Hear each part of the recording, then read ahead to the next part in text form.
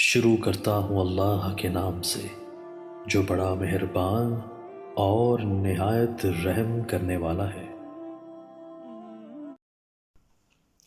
نحمده ونصلي ونسلم على رسوله الكريم اما بعد فاعوذ بالله من الشیطان الرجیم بسم اللہ الرحمن الرحیم۔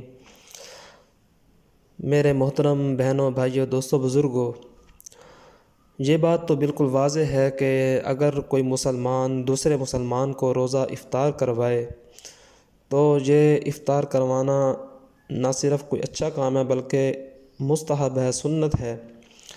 دوسروں کو جو ہے اپنے رزق سے افطار کروانا، روزہ کھلوانا۔ تو بعض لوگ سوال کرتے ہیں کہ کیا اگر کوئی غیر مسلمان کو روزہ افطار کروائے، روزہ کھلوائے، تو یہ اس کا افطار کرنا جائز ہے یا جائز نہیں ہے؟ تو اس کا جواب یہ ہے کہ غیر مسلم اگر کسی روزہ دار کو روزہ کھلواتا ہے اور اس کی کمائی بھی حلال ہے اور اس کا جو روزگار ہے وہ بھی حلال ہے، تو پھر اس کی حلال کمائی سے روزہ افطار کرنا بالکل جائز ہے۔ اس میں کسی قسم کی کوئی قباحت نہیں ہے۔